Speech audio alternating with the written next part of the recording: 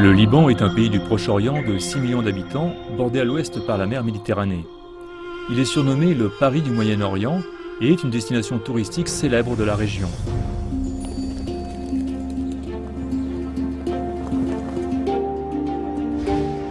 Il a adopté une économie de marché libre et ouverte, et les secteurs financiers et touristiques très développés sont les piliers de l'économie du pays. La Chine et le Liban ont établi des relations diplomatiques en 1971, ont depuis développé de bonnes relations. Le Liban était un nœud important de l'ancienne route de la soie, et depuis le lancement de l'initiative Ceinture et Route, à laquelle il participe activement, de nombreux projets ont été signés. En 2018, CGTN français réalise une interview exclusive du président libanais Michel Aoun. C'est la toute première fois que le président accorde une interview aux médias chinois depuis son élection en 2016. Bonjour, Monsieur le Président. Je suis ravie de faire cette interview avec vous. Bonjour, bienvenue. C'est la première fois que vous acceptez une interview d'un média chinois, n'est-ce pas? Chinois, c'est vrai, parce que vous êtes une puissance et vous vous intéressez à cette région-là. Il faut dialoguer avec le public chinois aussi. Le Liban et la Chine ont établi officiellement des relations diplomatiques en novembre 1971. Donc cela fait déjà 47 ans. Donc comment qualifieriez-vous l'état actuel des relations diplomatiques entre la Chine et le Liban? Enfin, les relations diplomatiques sont très bonnes actuellement. Vous êtes bien représenté à Beyrouth, vous avez beaucoup d'intérêts économiques aussi. Il y a des échanges commerciaux. Donc, et la Chine, enfin, s'étend actuellement dans la région avec beaucoup de projets. Et dans l'interview d'aujourd'hui, un thème très important, c'est la route de la soie, c'est-à-dire ceinture et route. Le Liban était autrefois un hub important sur l'antique route de la soie et en 2013, le président chinois Xi Jinping a lancé l'initiative Ceinture et route qui s'adresse au monde entier. Donc comment comprenez-vous cette initiative? Bon, c'est un projet très important sur tous les points de vue. D'abord sur le plan économique, commercial, culturel aussi. Donc, enfin, c'est un projet qui intéresse tout le monde. Et certainement, ça va encourager de faire des relations diplomatiques très importantes et ça va aider la paix aussi. Parce que quand on communique ensemble et que les intérêts, enfin, sont mutuels, et c'est très bon pour la paix aussi. Est-ce qu'il y a déjà existé des projets de coopération dans le cadre de cette initiative entre la Chine et le Liban? Pourriez-vous nous les présenter un peu? Actuellement, ils sont très bons, surtout les relations économiques. La Chine devient le premier pays exportateur pour le Liban. Et ça se développe encore. Ce n'est pas la chose unique. Enfin, ce n'est qu'un début. Et nous savons que la Chine et les pays arabes sont tous des pays en voie de développement et nous faisons face aux mêmes défis de développement. D'après vous, comment on doit faire pour renforcer une coopération pour faire face à ce défi commun? Certainement, la Chine a développé une certaine technologie. Cette technologie peut servir les pays qui sont en voie de développement parce qu'ils n'ont pas ces moyens. Et surtout dans le domaine de la construction, les grands projets, dans tous les domaines, téléphone, on utilise encore les moyens de perforation des tunnels dans le pays avec des machines qui sont très bonnes. Donc cette technologie peut servir tous les pays arabes. À Beyrouth, la capitale du Liban, les toits de presque toutes les maisons sont équipés de grands réservoirs d'eau. Les habitants de la ville sont totalement dépendants de ces réservoirs pour leur usage quotidien en eau. Responsable d'une famille de 4 personnes, Nabir Danaf nous explique son sentiment d'impuissance face aux problèmes. Le climat du Liban est typiquement méditerranéen et de nombreuses régions souffrent de pénurie d'eau. Une bonbonne d'eau coûte entre 25 000 et 50 000 livres libanaises. Quand vous avez besoin de beaucoup d'eau, vous êtes obligé d'en changer tous les 2 ou 3 jours. Je ne parle pas d'eau potable, seulement de l'eau pour l'usage quotidien. L'approvisionnement régulier en eau potable de Beyrouth, qui compte 1 600 000 habitants, constitue un véritable défi. Pour se fournir en eau, les habitants sont presque entièrement dépendants de l'achat de bonbonnes d'eau. Pour le citoyen ordinaire, la consommation d'eau peut représenter chaque mois un budget équivalent à 1/3 de son salaire. Pourtant, les hauteurs des montagnes du Liban recèlent des sources d'eau utilisables. Mais en raison de terrains peu propices aux travaux d'infrastructures et d'un manque de moyens techniques, ces précieuses ressources en eau finissent par rejoindre, inexploitées, les rivières ou la mer. En 2014, le gouvernement libanais a décidé de lancer un vaste projet d'approvisionnement en eau pour le Grand Beyrouth afin de résoudre une fois pour toutes les problèmes d'eau courante de la capitale. Toutefois, la région de Beyrouth est située sur un cap rocheux qui s'avance le long du littoral libanais. Les chaînes montagneuses le long des côtes sont élevées sur des zones karstiques. La roche montagneuse karstique très dure, la forte érosion ainsi que les nombreuses fractures géologiques rendent les travaux de construction très difficiles. Pour créer un projet d'eau potable dans un environnement géologique aussi spécifique, l'unique solution est de creuser des tunnels. Des tunnels dont le diamètre ne doit absolument pas dépasser les 3,5 mètres. En 2014, des foreuses dotées d'un diamètre aussi réduit n'existaient nulle part dans le monde. La compagnie italienne qui a remporté l'appel d'offres pour le projet ne trouvait pas de solution pour résoudre cette énorme difficulté.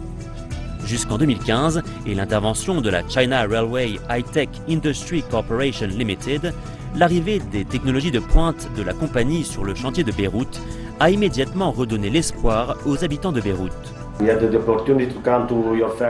Nous nous sommes rendus en Chine pour visiter les usines de la China Railway. Nous sommes restés là-bas durant presque 3 semaines. Il s'agit d'une équipe vraiment exceptionnelle. Ce sont des gens très professionnels.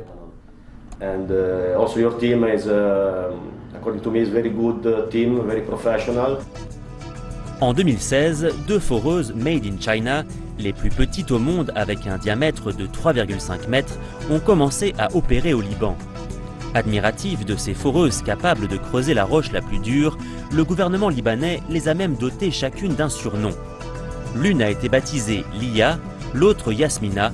L'une symbolise la générosité, la droiture, l'épanouissement, et l'autre est synonyme de courage, d'efficacité et de vivacité.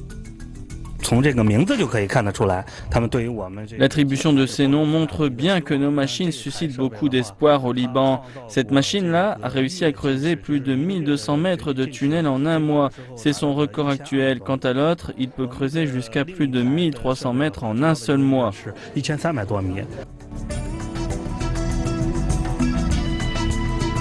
Le 2 mars 2018, à 10 h du matin, en présence du président du Liban, du ministre de l'Énergie et des Ressources hydrauliques, ainsi que de toute l'équipe de construction, le dernier tunnel, le tunnel numéro 2, était connecté avec succès au tunnel numéro 1. Au début de l'année 2019, les 1 600 000 habitants de la capitale Beyrouth vont donc enfin pouvoir profiter de l'eau potable. La finalisation de ce projet signifie que le prix de l'eau va baisser drastiquement. Tous les foyers de Beyrouth vont recevoir directement l'eau courante. Ils ne seront plus forcés d'aller régulièrement au supermarché pour acheter de l'eau. Oui, comme vous avez mentionné, le 3 mars dernier, vous avez assisté à la connexion du dernier tunnel du système d'approvisionnement en eau de Beyrouth. Voilà. Oui, c'est le tunnel numéro 2, creusé grâce à 2 foreuses chinoises. Vous êtes satisfait du travail effectué par ces machines chinoises? Oui, c'est un travail parfait. J'ai vu la forme du tunnel, comment ça se fait. C'est très bon. Et ça peut prendre des dimensions différentes. Pour chaque machine, il y a une certaine possibilité de perforation. Et la Chine maintenant est déjà devenue aujourd'hui le plus grand fournisseur mondial pour la construction d'infrastructures. Et le Liban, est-ce que le Liban a des nécessités importantes dans ce domaine-là? Certainement, nous avons un plan économique. Certainement, il faut construire une certaine infrastructure pour avoir la possibilité de développer. Tout problème d'énergie, un réseau routier, et enfin beaucoup d'institutions de l'État doivent faire ça. Donc, on peut développer l'industrie, l'agriculture et des projets de sciences, actuellement informatiques.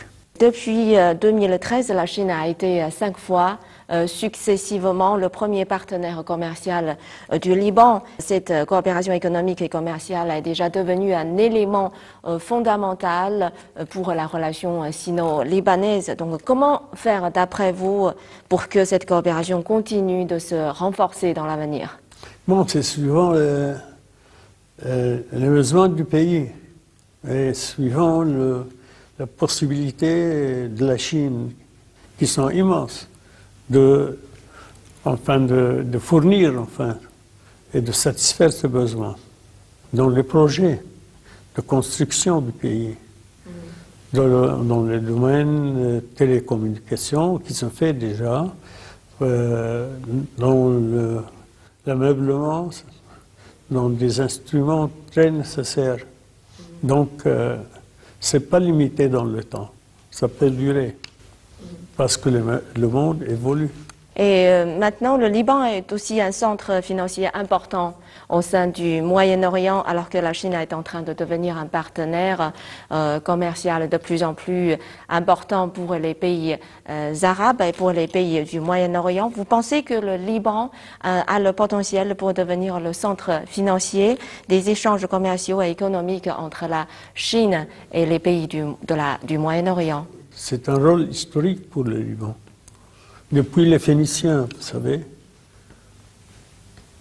depuis des milliers d'années, le Liban a été un pays d'échange avec tout l'entourage. Il y avait des convois phéniciens en France, en Afrique du Nord. Et depuis ça, les services finances sont parfaits. Nous sommes très spécialisés en ce moment. C'est vrai que les Libanais sont connus pour leur talent de faire du business dans le monde entier. Je voudrais savoir d'où vient ce talent. Oui, c'est héréditaire chez nous. C'est un héritage. Ça existe dans le sang. Oui. D'accord. Et nous savons qu'entre la Chine et les pays arabes, il existe un organisme de développement ou bien de communication. C'est le Forum de coopération Chine-État arabe. Et la 8e réunion ministérielle du Forum de coopération sino-arabe se tiendront le 10 juillet cette année. Est-ce que vous allez envoyer une délégation pour y participer? Oui, c'est toujours utile. Et surtout avec un pays avec lequel nous avons des relations actuellement. Et c'est un partenaire aussi. Il y a des domaines qui ne sont pas encore... ils sont toujours vierges. On n'a pas touché ça au problème touristique, par exemple. La Chine, les Chinois ne viennent pas au Liban encore. Pourtant, c'est un beau pays. Certains, peut-être, ils ont une mauvaise idée de la sécurité au Liban et de la stabilité. Donc, ces inquiétudes ne sont pas justifiées actuellement, parce que le Liban est très stable, très sûr. Il y a une sécurité presque parfaite.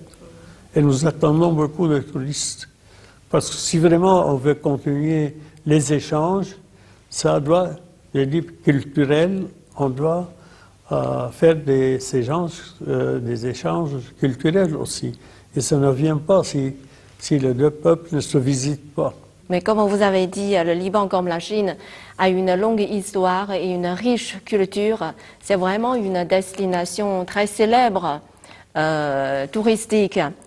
Mais comme vous avez mentionné, la guerre a eu une forte influence sur le tourisme du pays. Donc, est-ce que le gouvernement libanais a exercé des mesures pour attirer, ou bien des politiques pour attirer les touristes chinois? Mais non, il y a tous les services nécessaires pour recevoir. Nous avons un système complet. Nous avons tout le nécessaire pour eux. Nous avons les vestiges, les anciens vestiges du monde entier presque. Enfin, les intérêts historiques, enfin le tourisme religieux, même le tourisme médical. Il y a peu de Chinois qui viennent visiter le Liban. Et est-ce que c'est à cause de l'absence peut-être de publications en Chine du Liban? Oui, parce qu'encore on a un problème de langue aussi avec la Chine. La langue chinoise n'est pas très développée chez nous. Et je ne sais pas si... Mais quand vous allez en Europe, par exemple, vous pouvez venir ici, parce que le Liban est polyglotte. Les Libanais parlent plusieurs langues. Ils peuvent parler l'anglais, le français, l'espagnol, toutes les langues presque mondiales actuellement. Est-ce qu'on va créer un vol direct entre la Chine et le Liban? Est-ce que c'est envisageable? Oui, pourquoi pas. Et maintenant qu'on est encore au début de ces relations-là, ils peuvent se développer entre les deux peuples, comme c'est le cas avec beaucoup de pays européens. Donc maintenant, on va parler d'un peu de culture. Le premier institut Confucius du Moyen-Orient et des pays arabes a été établi à l'université Saint-Joseph au Liban. Pour vous, quel rôle joue cet institut dans les relations culturelles entre la Chine et le Liban? Oui, ça va favoriser ça. Certainement, si on connaît la langue, c'est très bien.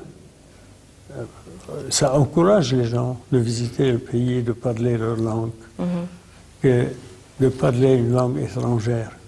Et il faut les interprètes. Donc, mais en tout cas, la culture chinoise, ou plutôt les grands écrivains, ne sont pas méconnus au Liban. Par exemple, Confucius, on lit l'art de la guerre aussi. Ça, c'est la culture, déjà. La façon de vivre, d'écrire, de penser. Ça, c'est la culture pour nous. Et on peut dire que les relations entre la Chine et le Liban remontent à longtemps. Un exemple, il y a une personne qui vient tout de suite à l'esprit, c'est le docteur Georges Hatem, qui était le médecin de Mao Tse-tung. Oui. Est-ce que vous connaissez cette histoire-là? Oui. Pouvez-vous nous raconter un peu? Oui. Cette affaire nous intéresse en tant que citoyen libanais qui a servi, qui a servi dans le domaine de la médecine en Chine. Donc, il était un homme de confiance pour Mao Tse-tung, qui n'était pas facile de contact avec lui. Il faut être intime avec son médecin et lui faire confiance. Donc, c'est une relation entre deux hommes qui est très bonne. Cette année marque le 40e anniversaire de la politique de réforme et d'ouverture de la Chine. Et la Chine a ouvert ses portes. On peut dire que ses portes depuis 40 ans et maintenant la Chine est déjà devenue la deuxième puissance économique du monde. Donc, en tant que président du Liban, qu'est-ce que vous attendez de la Chine? Enfin, je m'attends à tout. Je ne peux pas définir actuellement. Je parlais de l'infrastructure. Dans l'infrastructure, il y a l'électricité, il y a le projet d'eau, il y a on va faire des chemins de fer. Tout ça dans l'infrastructure. Dans le domaine, par exemple, agroalimentaire, ça, vous pouvez le faire parce que vous avez besoin de ça, n'est-ce pas? Dans le domaine, il faut des placements de l'argent au Liban, par exemple, puisque si vous voulez que le Liban devienne le centre de ces projets, c'est les services financiers que le Liban peut fournir dans le Moyen-Orient, dans le Maghreb arabe, l'Afrique du Nord. D'après vous, dans quel domaine qu'on peut établir des coopérations entre la Chine et le Liban? Ce n'est qu'un début et la Chine est devenue le premier exportateur au Liban. Actuellement, on connaît la Chine avec les produits qu'on achète en Chine. Puis ensuite, ils peuvent aider dans l'infrastructure du Liban. L'infrastructure, il y a beaucoup de projets, des constructions, un réseau routier, des ponts, des industries aussi. Ils peuvent nous faire des usines. En électricité, ils peuvent offrir faire des centrales électriques. L'environnement aussi. Enfin, les relations diplomatiques, toutes les relations entre deux peuples et deux pays.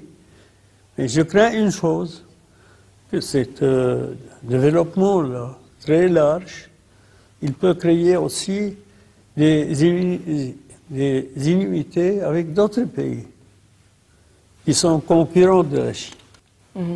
Oui, c'est vrai que dans les médias occidentaux, on parle beaucoup de la menace de Chine, parce que maintenant, l'économie chinoise est de plus en plus forte. Donc, comment voyez-vous cette menace de la Chine, cette menace chinoise? Est-ce que ça existe pour vous aussi? Seulement, c'est une menace économique, parce qu'il y a une concurrence entre les États-Unis surtout et la Chine.